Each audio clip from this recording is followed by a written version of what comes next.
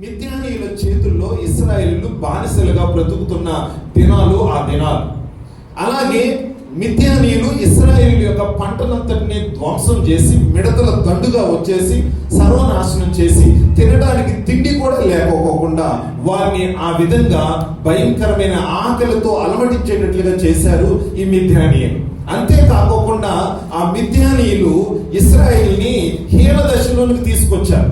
వాళ్ళని బాగా అణగదొరుకుతూ బలహీనులుగా చేస్తూ వాళ్ళ దగ్గర ఏ విధమైనటువంటి పరిస్థితి లేకపోకుండా వాళ్ళని భయంకరంగా చిత్రహింసలు చేస్తున్నటువంటి హీన దశలోనికి వారు వచ్చారు.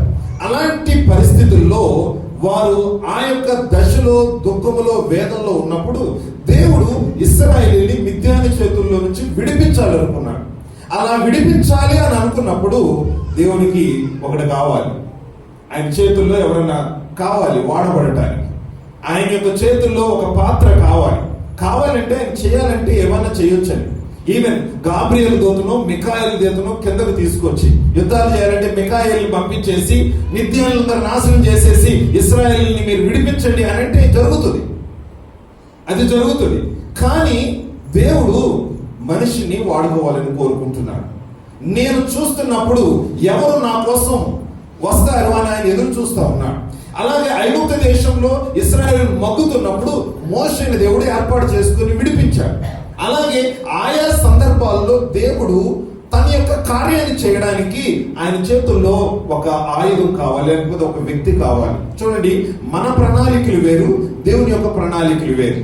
ఓకే, మనం ఆలోచన చేస్తుంది వేరు, దేవుడు ఆలోచన చేస్తాం వేరు. మనము ఒకటి అనుకుంటాం, కానీ దేవుడు మన గురించి ఇంకొకటి అనుకుంటాడు. అందుకని దేవుని యొక్క ఆలోచన ధోరణిలో మన ఆలోచనలు కూడా ఉన్నప్పుడు దేవుడు మన పట్ల చేయాలనుకున్నటువంటి కార్యం నెరవేర్చబడుతుంది.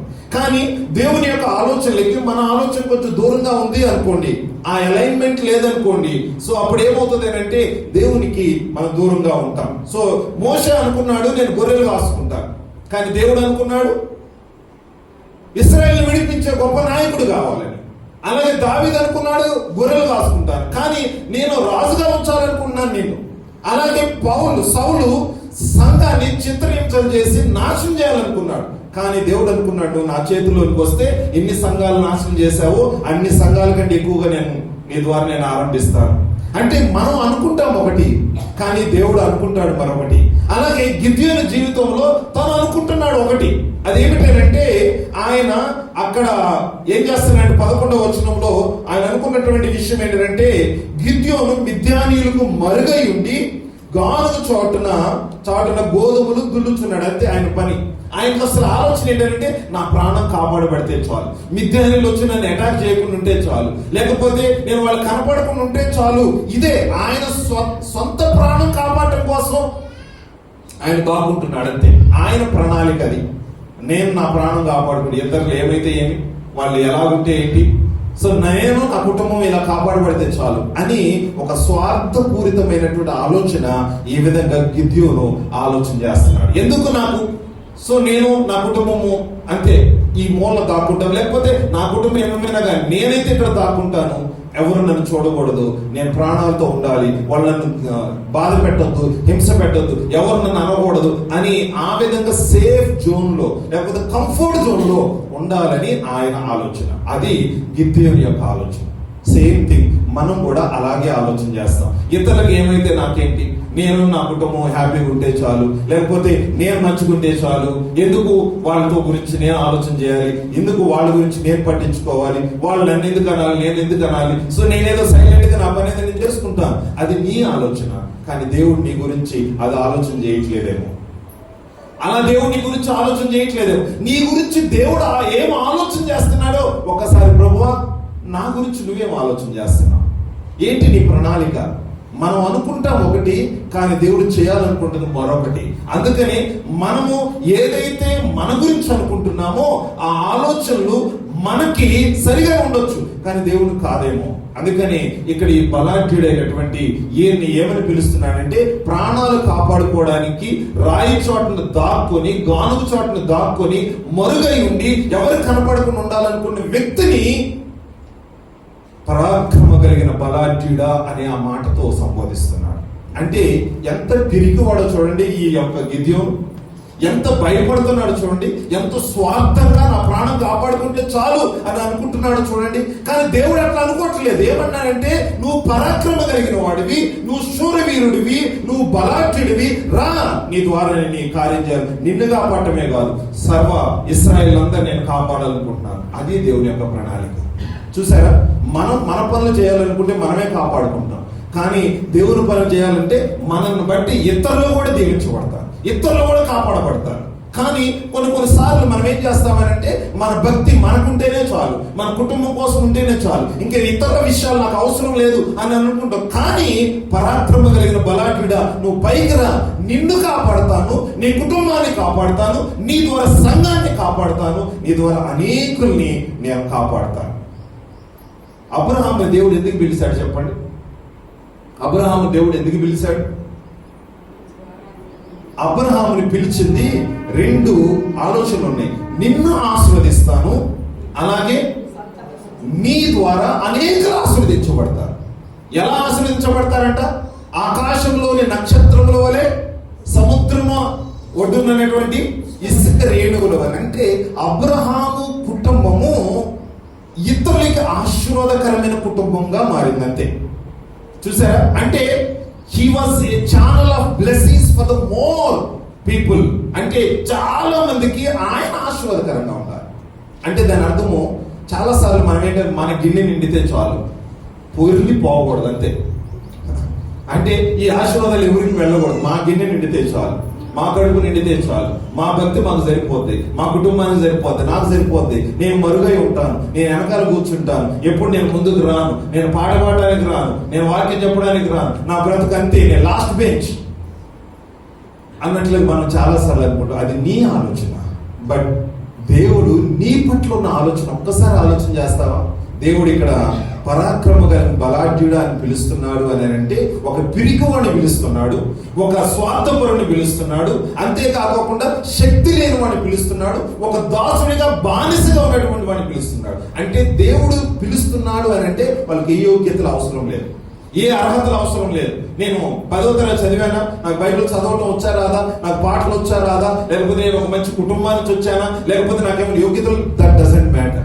అసలు దేవుడి దృష్టికి పనికే రాదు. కావాల్సింది ఏంటంటే, దేవుడు పిలిస్తే ఎస్ నేనున్నాను ప్రభువా, నేనేం చేయాలి ప్రభువా అని ఆయనకి అవైలబుల్గా ఉంటే చాలు, ఆయన చేతుల్లో నువ్వు వస్తే చాలు, ఆయన మాట వింటే చాలు, అంతే. నువ్వేమీ అవసరం లేదు. దేవుడు సీమోన్ పేతురుని అడిగాడు, పేతురు నన్ను ప్రేమిస్తున్నావా అని. ఎన్నిసార్లు అడిగాడు? పేతురు నన్ను ప్రేమిస్తున్నావా, పేతురు నన్ను ప్రేమిస్తున్నావా అని 3 సార్లు అడిగాడు. 3 సార్లు అడిగిన తర్వాత 3 సార్లు చెప్పాడు, అవును ప్రభు, నేను నిన్ను ప్రేమిస్తున్నాను అన్నప్పుడు ఆయన ఒక మాట చెప్పాడు పేతురుకి, నువ్వు నా మందని మేపుము అన్నాడు. అంటే దాని అర్థం, మందన మేపడానికి యోగ్యతలు అవసరం లేదు, మందన మేపడానికి దేవుని ప్రేమిస్తే చాలు. హల్లెలూయా. మందన మేపడానికి దేవుని ప్రేమిస్తే చాలు. అంటే దేవుని ప్రేమించడం అంటే దాని అర్థం ఏంటంటే, నన్ను ప్రేమించేవాడు నా ఆజ్ఞలు గాయకుంటాడు, అంతే. దేవుని ఎవరైతే ప్రేమిస్తారో ఆయన మాట వింటారు. అలాగే దేవుడు ఎవరిని వాడుకోవాలనుకుంటున్నారో వారు దేవుని మాట వింటారు, దేవుని మాటకు లోబడతారు. మన సొంత విషయాలు కాదు, మన సొంత ప్రయత్నాలు కాదు, నేను నా ఇష్టం, నాది నా అని నా అనేది ఉండదు. ఎందుకు అని అంటే, నేను దేవుని చేతిలో ఒక పాత్రని, నా ద్వారా అనేకులు ఆశీర్వదించబడాలి, దీవించబడాలి అనే మనసు ఉంటది. కానీ ఈయనకు అలాంటి మనసు లేదు గిద్యోనులో. ఇక్కడ చూడండి 13-14 వచనాలు చదివితే, ఒకవేళ నీవే మాతో ఉంటే ఎందుకు నాయనా ఇలాంటి పరిస్థితులు జరిగేవి, ఐగుప్తులు జరిగిన అద్భుతాలు ఎక్కడున్నాయి, అలాగే మమ్మల్ని నడిపించిన వాడు మిథ్యాల చేతులు ఎందుకు అప్పచెప్తాడు, దేవుని మీదే. అంతేకాకుండా దేవుని ఇక్కడ ఉండు, నేను ఒకటి తీసుకొస్తా, అది చేస్తే నేను నమ్ముతా, ఇవన్నీ కూడా చివరికి చూపించాడు దేవుడు. చూపించిన తర్వాత ఆయన నమ్మేశాడు. 24వ వచనంలో బలిపీఠం కూడా కట్టాడు. సో సమాధానంగా ఉన్నాడు, అంతే. సో అంతా కూడా ఆయన ఒప్పుకున్నాడు. తర్వాత దేవుడు ఆయన చెప్తా ఉంటే ఆయన అన్నాడు, నేను ఏ పాటి వాడిని ప్రభువా, నా గోత్రం ఏ పాటిది, 14-15 వచనాల్లో నేను ఏ పాటి వాడిని, ఇవన్నీ చెప్పుకుంటూ వచ్చాడు. అంటే దేవుడు 2 విషయాలు ఇక్కడ ఆ వ్యక్తికి బలపరిచాడు. ఏంటంటే, నేను నీతో ఉన్నాను, నేను నిన్ను విడిపిస్తాను అని చెప్పడానికి దేవుడు ఆయన బలపరిచాడు. ఒక అద్భుతం కూడా చేశాడు, ఒక సూచన కూడా చూపించాడు. అలాగే రెండవది, నువ్వు ఏ పాటి వాడిగా అని నువ్వెందుకు అనుకుంటావు. అందుకని ఒక మాట నేను చదివించాను కదా మీకు 15వ వచనంలో. 15 ఏంటంటే, చిత్తము నా ఏలినవాడా, దేని సహాయం చేత నేను ఇశ్రాయేలును రక్షింపగలను? నా కుటుంబము మనష్షే గోత్రముల ఎన్నిక లేనిదే, నా పితరుల కుటుంబంలో నేను కనిష్ఠునై ఉన్నానని ఆయనతో చెప్పగా, అందుకు యెహోవా అయితే ఏంటి? అంతే కదా ఆయన చెప్తుంది.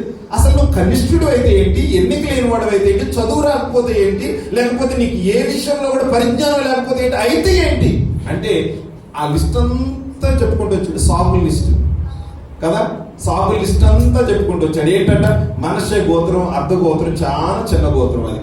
ఓకే, అలాగే ఎన్నిక లేని గోత్రం. ఈయన కూడా చిన్నోడు, పెద్ద కొడుకు, ఇంకా జ్యేష్ఠ కుమారుడు, చిన్నవాడు, ఇంకా నాకు భయం ఉంది, లేకపోతే నాకు ఎప్పుడు కూడా ఈ విషయాల గురించి జ్ఞానం లేదు, ఇవన్నీ లిస్ట్ చెప్పాడు. కింద దేవుడు ఒక మాట అన్న, అయితే ఏంటి, నేనున్నాను కదా, నేనుంటే నీ యొక్క యోగ్యతల గురించి ఆలోచన ఏంటి, నేను నీతో ఉంటే నువ్వు ఎందుకు ఆలోచన చేయాలి అంటే నేనేం చెప్పాలనుకుంటున్నాను అని అంటే, ఏది లేకపోయినా దేవుడు నీతో ఉంటే చాలు, అన్నీ ఉన్నట్లే. ఓకే, సో ఈ రీతిగా ఆయన్ని దేవుడు బలపరిచాడు, ధైర్యపరిచాడు. అంతే, దేవుని యొక్క సన్నిధిలో ఆయనకున్న పిరికితనం పోయింది, ఆయనకున్నటువంటి అవిశ్వాసం పోయింది, దేవుని మీద విశ్వాసం ఉంది, నేను కూడా చేయగలను అని తన మీద కూడా ఒక విశ్వాసం వచ్చింది. Okay, right. సో ఈ రోజు నేను ఆయన చేసినటువంటి 3 గొప్ప కార్యాలు నేను మీకు తెలియపరచాలని ఆశపడుతున్నాను. ఓకే, పార్ట్ 2 ఏంటంటే the achievements of Gideon. Okay, గిద్యోని యొక్క సఫలతలు, లేకపోతే గిద్యోని యొక్క విజయాలు ఏంటి, ఆయన చేశాడు. What was the success of Gideon అని మనం ఆలోచన చేస్తే 3 విషయాలు తనలోంచి మనం నేర్చుకుంది. దేవుడు ఆయన పిలిచాడు, పిలిచి ఏం చేయమన్నాడు, అవి ఏం చేశాడు, ఆయన జీవితంలో మర్చిపోలేనివి ఏదైతే ఉన్నదో అవి మనం అర్థం చేసుకుందాం. ఓకే, సో ఈ రీతిగా దేవుని యొక్క మాట వినడానికి సిద్ధంగా ఉన్నాడు. ఆ మాట విన్న తర్వాత ఆయన చేసినటువంటి 3 విషయాలు 8వ అధ్యాయానికి వద్దాం. ఓకే, 8వ అధ్యాయం మనము చదువుకుంటే 21, 22, 23 వచనాల్లో ఈ 3 విషయాలని మనము అర్థం చేసుకోవడానికి ప్రయత్నం చేద్దాం. ఓకే, సో 21వ వచనంలో ఉన్నటువంటి మాట నేను చదువుతున్నా. అప్పుడు జెబహు పల్మునాలు, ప్రాయము కొలది నరునికి శక్తి ఉన్నది కనుక నీవు లేచి మా మీద పడుమని చెప్పాలి. గిద్యోను లేచి జెబూలును సల్మునాను చంపి వారి ఒంటెల మెడల మీదనున్న చంద్రహారములను తీసుకొనెను. ఓకే, నెంబర్ వన్ ఏంటంటే he was a mighty warrior. Okay, ఆయన ఎవరు అని అంటే బలము కలిగినటువంటి యుద్ధ వీరుడు. ఓకే, ఆయన అసలు బలాఢ్యుడు కానే కాదు, లేకపోతే పరాక్రమం కలిగిన వాడు కానే కాదు. కానీ ఇప్పుడు ఆయన ఏం చేశాడంటే జెబూలును సల్మానును చంపేశాడు. ఎవరు అనుకుంటున్నారు జెబూలును సల్మాన్? ఓకే, సల్మునాను ఎదురు ఎవరు అనుకుంటున్నారు? వీళ్ళిద్దరు ఎవరంటే మిద్యానీయుల రాజులు. వాళ్ళిద్దరు మిద్యానీయుల రాజులు. చూడండి, ఇక్కడ మనము 5వ వచనంలో 8వ అధ్యాయంలోని మనము 5వ వచనము మనము చదివితే అర్థమవుతుంది. అతడు, నా వెంటనున్న జనులు అలసి ఉన్నారు, ఆహారమునకు రొట్టెలు వారికి దయచేయడి, మేము మిద్యాను రాజులైన జెబూహును సల్మునాను తరుముచున్నాము. అంటే దాని అర్థం ఏంటో తెలుసా? ఎక్కడో గానుగు చాటున, ఎక్కడో భయంకరమైనటువంటి స్థితిలో పడిపోయినటువంటి ఆ గిద్యోను ఎంత పరాక్రమ కలిగిన వాడయ్యాడనంటే ఆ దేశపు రాజుల్ని హతం చేసేశాడు, ఆ దేశపు రాజుల్ని నాశనం చేసేశాడు, ఆ దేశపు రాజుల్ని చంపేశాడు. అంటే దాని అర్థం ఏంటో తెలుసా? అసలు ఏమీ ఎరగని వాడు, ఏమీ చేయనటువంటి వాడు. సాధారణ ఒక సైనికుని చంపాడంటే అనుకోవచ్చు, లేకపోతే గవర్నర్ మంత్రిని చంపాడు అనుకోవచ్చు. కానీ 2 రాజులు, ఒక్క రాజు కాదు, 2 రాజుల్ని గిద్యోను ఖడ్గము చంపివేసింది. హల్లెలూయా. చూడండి ప్రియమైన దేవుని బిడ్డలారా, నేను ఆయన యొక్క బ్యాక్గ్రౌండ్ గురించి మీకు చెప్తున్నాను. ఏ స్థితిలో ఉన్నాడు ఆయన, ఏ స్థితిలో ఉన్నాడు, ఇప్పుడు ఏ స్థితిలో కనిపిస్తున్నాడు అంటే రాజులు తల నరికి అంత బలమైన పరాక్రమ కలిగిన యుద్ధ వీరుడిగా మారిపోయాడు. అంతే, ఆ గానుగ దగ్గరే ఉండి దేవుని మాట వినకుండా నేను ఇదే చేసుకుంటాను ప్రభువా, నేను ఇక్కడే దాక్కుంటాను ప్రభువా అని అనుకుంటే ఆయన జీవితం ఏమైపోయేదో మనకు తెలియదు. కానీ దేవుని మాట విన్నాడు. ప్రభువా, నేను నమ్ముతున్నాను నువ్వు నాతో ఉన్నావు అని. అలాగే నేను నన్ను కూడా నమ్ముతున్నాను, నీ ద్వారా నేను సమస్తము చేయగలను అని. ఆ విశ్వాసం తన మీదకు వచ్చినప్పుడు దేవుడు ఆయనకి ఇచ్చినటువంటి గొప్ప కార్యం ఏంటో తెలుసా? రాజుల్నే చంపేశాడు, రాజుల్ని ఆయన ద్వారా చంపించేశాడు. నేనేం చెప్పాలనుకున్నాను ప్రియమైన దేవుని బిడ్డలారా, ఈ రోజు నువ్వు ఏ విషయంలో నేను పనికిరాను, లేకపోతే నా వల్ల కాదు, నా ద్వారా ఏ విధమైనటువంటి మంచి కార్యం జరగదు, ఐఎమ్ గుడ్ ఫర్ నథింగ్ అని నువ్వు ఎన్నోసార్లు నువ్వు తప్పుగా అంచనా వేసుకుంటున్నావేమో. కానీ నీ ద్వారా దేవుడు రాజుల్ని హతమార్చి అంత గొప్ప కార్యాలు చేయించాలనుకుంటున్నాడు. హల్లెలూయా. ఒక్కసారి మనం ఆలోచన చేయండి, ఎందుకు మనం వెనకంజ వేస్తున్నాం, ఎందుకు మనం దాక్కుంటున్నాం, ఎందుకు మనం వెనకాల చాటున మరుగుగా ఉంటున్నాం, ఎందుకు మనం ముందుకు రావద్దని అనుకుంటున్నాం? అది ఎందుకో తెలుసా? You are thinking only about yourself. నీ గురించి నువ్వు ఆలోచన చేస్తున్నావు.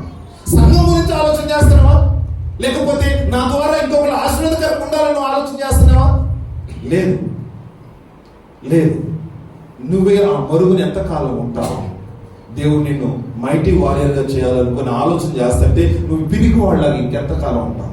దేవుని వాక్యం రెండు మాటలు చెప్తాను. ఏంటంటే దేవుడు మనకి పిరికితనం కలిగిన ఆత్మను ఏమిచ్చాడు? ఏమిచ్చాడంట? మనకి ధైర్యాన్ని ఇచ్చే ఆత్మ ఇచ్చాడు, అంతే.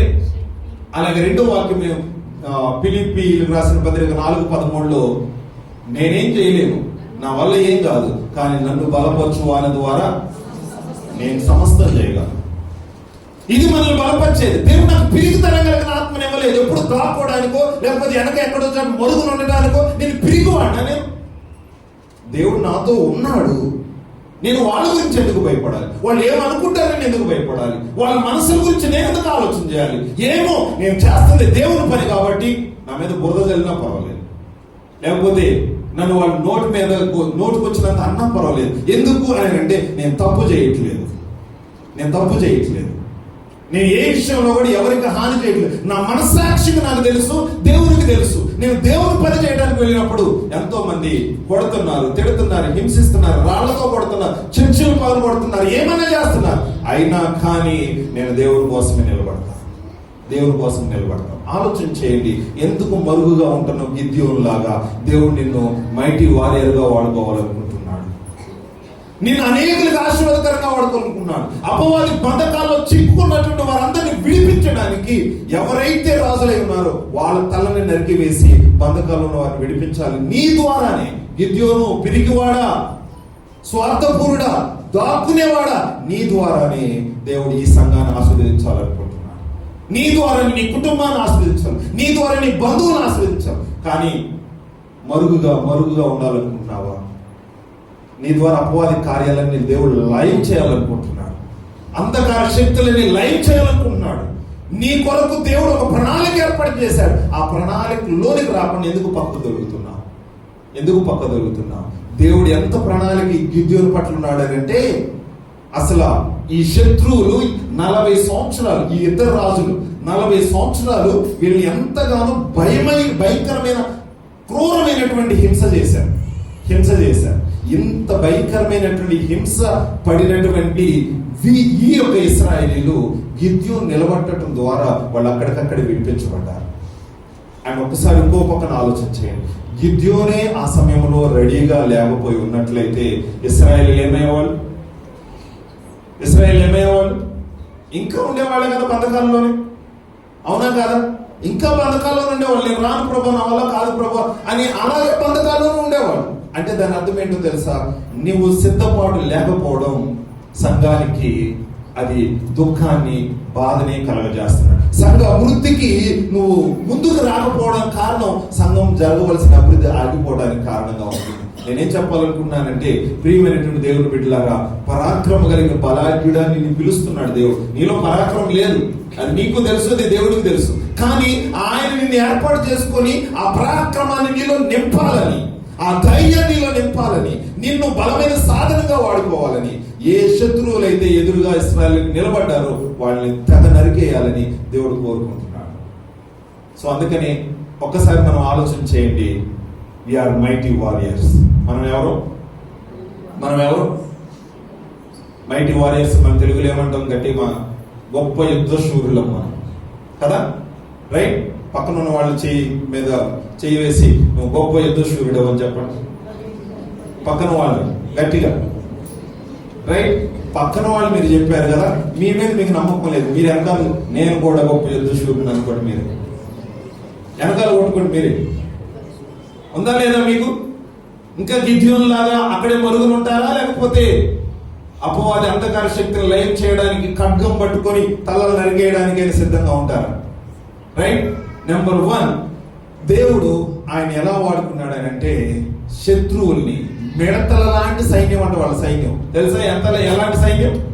మిడతల లాంటి సైన్యాన్ని నాశనం చేశారంటే చూడండి, ఇక్కడ చూడండి 7వ అధ్యాయంలోకి వస్తే 7వ అధ్యాయం 12వ వచనం.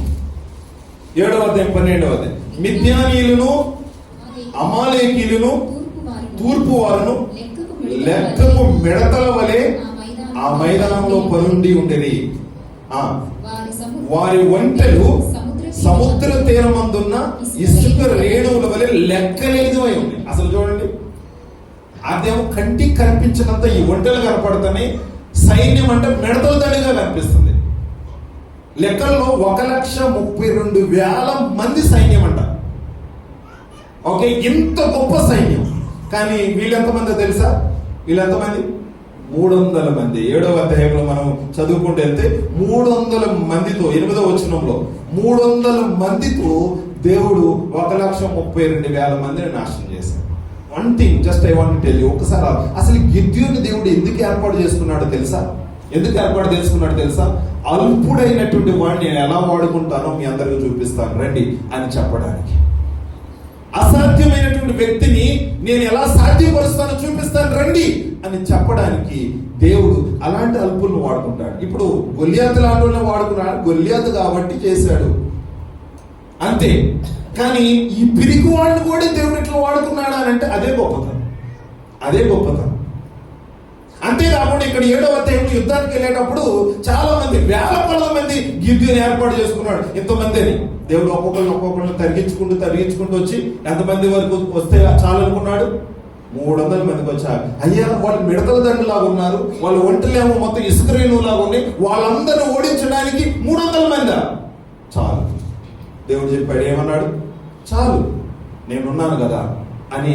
అలాంటి వారందరినీ గిద్యోను ఓడించాడు, వాళ్ళ యొక్క రాజుల యొక్క తల నరికించి వేశాడు. Mighty warrior. ఎంత గొప్ప కార్యం చేశాడో చూడండి దేవుడు తన ద్వారా.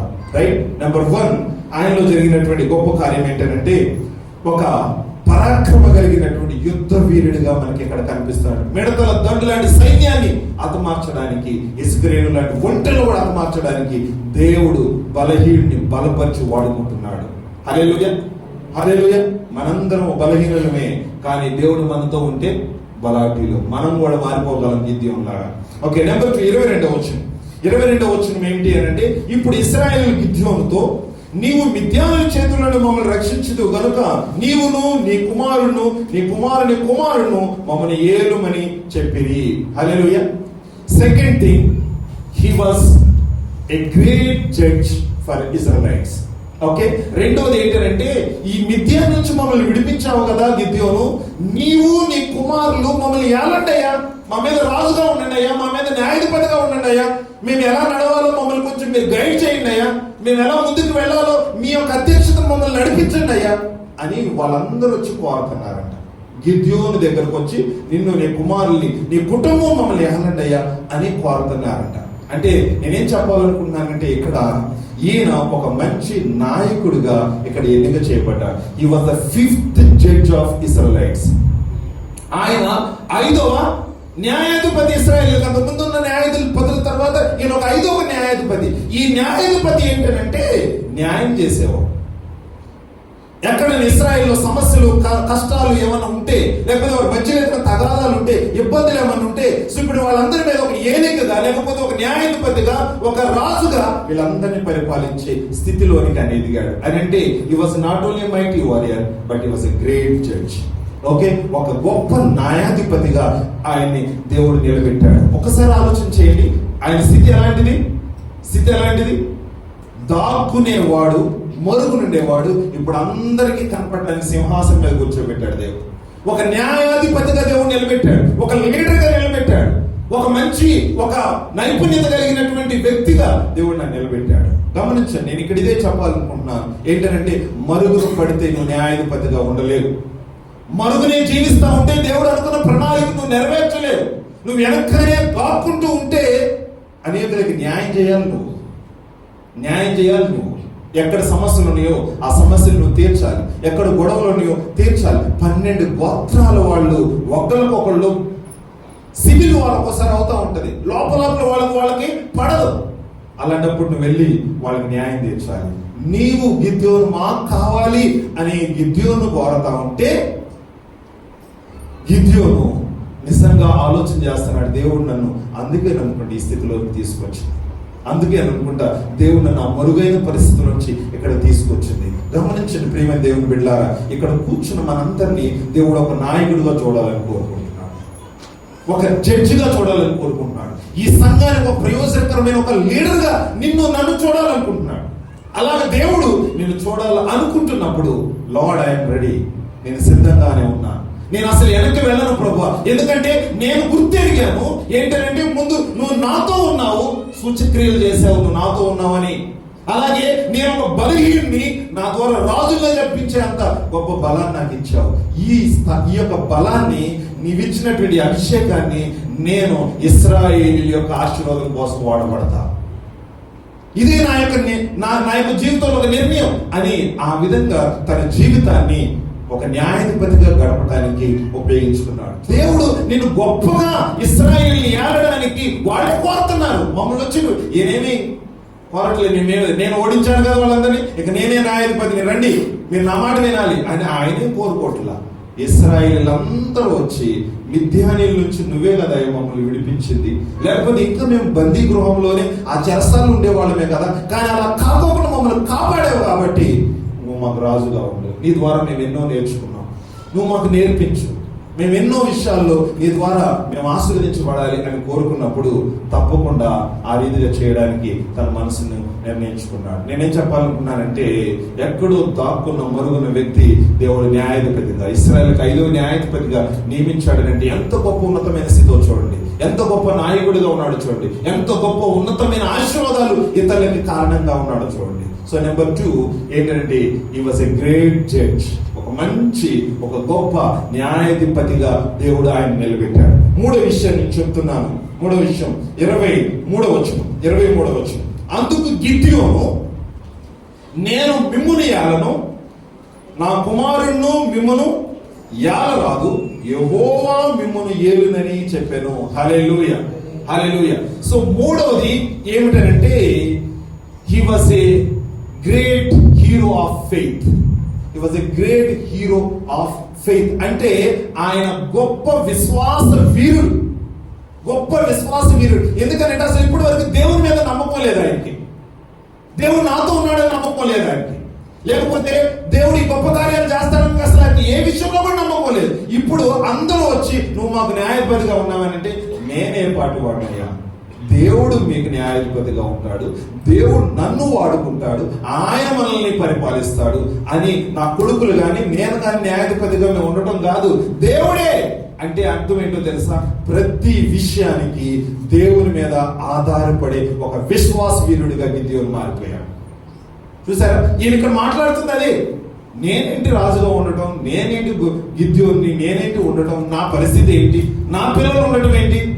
దేవుడే మనల్ని ఏలేవాడు, దేవుడే మనల్ని పరిపాలించేవాడు, ప్రతిదీ ఆయన మీద ఆధారపడితే మనకున్న ప్రతి అవసరత ఆయన తీరుస్తాడు అని ఒక విశ్వాస వీరుడిగా ఆయన ఇక్కడ పరిగణించబడుతున్నాడు. నేనేం చెప్పాలనుకున్నానంటే, ప్రియమైన దేవుని బిడ్డలారా, మన ద్వారా దేవుడు మన సంఘాన్ని అనేకుల్ని ఆశీర్వాదకరంగా చేయడానికి నేను ఒక గొప్ప విశ్వాస వీరుడిగా చేయాలనుకుంటున్నాను.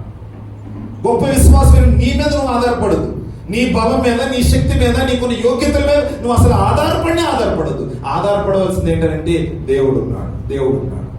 యేసేపు కూడా ఒకసారి రాజు చెప్పాడు, నేను విన్నాను నువ్వు దర్శనాలు కళల యొక్క అర్థం చెబుతావంట. దానియేలు కూడా అడుగుతాడు, నువ్వు దర్శనాలు కళలో అర్థం చెప్తావంట అని అంటే ఆయన ఏమంటారు? మేం కాదు, ఎవరు చెప్పేది? దేవుడే చెప్తాడు. మా దగ్గర ఏం లేదు, మేమేం చేయలేము, మేము నిమిత్త మాత్రులమే, మేము ఏ విషయంలో కూడా పనికిరాని వారమే, కానీ దేవుడు చేతిలో వచ్చాం కాబట్టి అనేకులకు పనికి వచ్చే వారంగా మేము వాడబడుతున్నాం. సో ఇక్కడ నేను ఒక మాట చూపిస్తాను చూడండి. ఆయన విశ్వాస వీరుడు అనడానికి హెబ్రీయులకు రాసిన పత్రిక 11వ అధ్యాయము 32-33 వచనాల్లో ఆయన యొక్క గొప్పతనాన్ని ఇక్కడ మనం చదువుతాం. 32-33 వచనాలు మనందరికీ తెలుసు. ఈ యొక్క 11వ అధ్యాయం హెబ్రీయులకు రాసిన ప్రజలందరూ విశ్వాస హీరోలే ఉన్నారు, వీరులే ఉన్నారు. వాళ్ళల్లో ఈయన పేరు కూడా రాయబడింది. ఎక్కడో గానుగ చాటున దాక్కునేవాడు. చూడండి ఇక్కడ చూద్దాము. ఓకే, గిద్యోను చూడండి, మొట్టమొదటి పేరు ఆయన గిద్యోను, బారాకు, సంసోను, యెఫ్తా, దావీదు, సమూయేలు.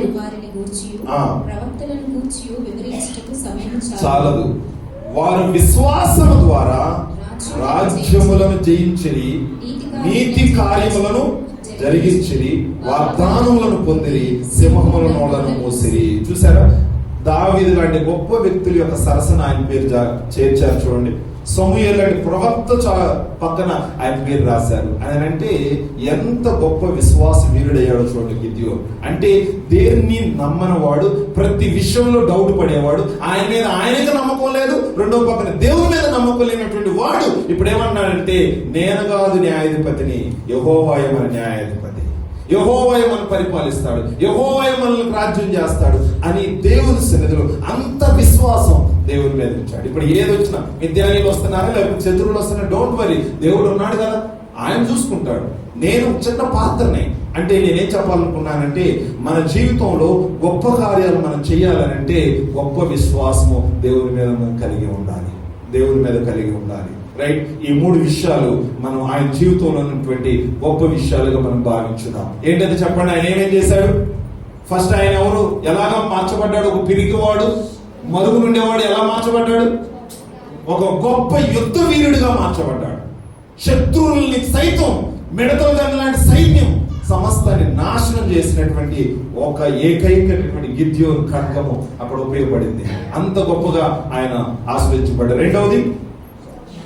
రెండవది ఆయన ఒక గొప్ప న్యాయాధిపతిగా, ఒక నాయకుడిగా, సమస్యలన్నీ తీర్చేవాడుగా, ప్రతి ఒక్కరి ఇబ్బందులను అర్థం చేసుకునేవాడుగా, ప్రతి ఒక్క ఆకలి తీర్చేవాడుగా, ప్రతి పరిస్థితుల్లో ఆయన ఒక మంచి న్యాయాధిపతిగా, ఒక నాయకుడిగా ఇశ్రాయేలుకి నిలిచిపోయాడు. అంతే, అంత గొప్ప కార్యాలు చేశాడు గిద్యోను. చాలా గొప్ప కార్యాలు ఆయన ఇశ్రాయేలుకి అందరికీ చేశాడు. ఎందుకంటే న్యాయాధిపతిలో ఉన్నాడు కాబట్టి, ఒక న్యాయం చేసే స్థలంలో ఆయన ఉన్నాడు కాబట్టి.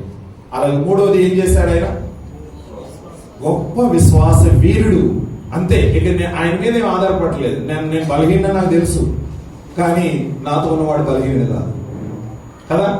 One who is in you is greater than one who is in the world. నీలో ఉన్నవాడు లోకంలో ఉన్నవానికంటే గొప్పవాడు. ఆయన నాతో ఉంటే ఆయన రాజ్యం చేసేది, ఆయన జ్ఞానం ఇచ్చేది, ఆయన మనల్ని కాపాడేది, ఆయన యుద్ధాలు చేసేది, యుద్ధం యెహోవాది, ఆయనే కార్యాలు చేసేది, నేను కాదు, నా కొడుకులు కాదు అని దేవుని మీద ఆధారపడ్డా. ఒక్కసారి కళ్ళు మూసుకుందామా, మనం దేవుని సన్నిధిలో ప్రార్థన చేద్దాం.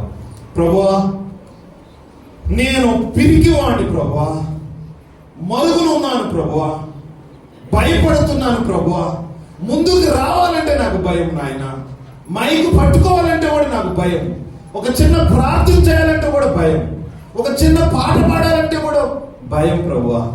గిద్యోను లాంటి వాడిని నాయన, వెనకాల కూర్చున్నాను ప్రభువా, మరుగునున్నాను ప్రభువా, కానీ మీరు నన్ను అంటున్నారు, పరాక్రమ కలిగిన మరాఠీడా బయటికి రా, నేను మహావీరుడిగా నేను చేస్తాను, నేను మహానాయకుడిగా నేను చేస్తాను, మహా విశ్వాస వీరుడిగా నేను చేస్తాను అని దేవుడు పిలుస్తున్నాడు. నిన్నే ఈరోజు నిన్నే పిలుస్తున్నాడు దేవుడు. అది నీకు వినపడుతుందా?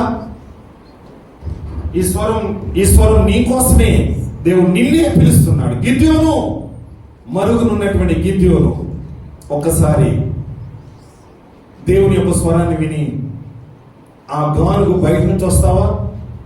ఆ గానుగులో నుంచి బయటకు వచ్చి చేతిలో ఖడ్గం పట్టుకొని శత్రువులను ఓడించడానికి ముందుకు అడుగులు వేస్తావా?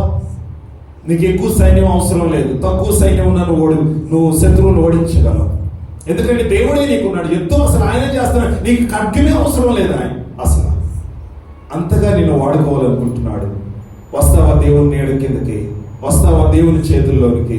వస్తావా? ఈరోజు దేవుడు నిన్ను పిలుస్తున్నాడు. నీ ఆలోచనలు మార్చుకో, నీ తలంపులు మార్చుకో, నీ ఉద్దేశాలు మార్చుకో. నేనే పాటి వాడిని అనే ఆలోచన మార్చుకో.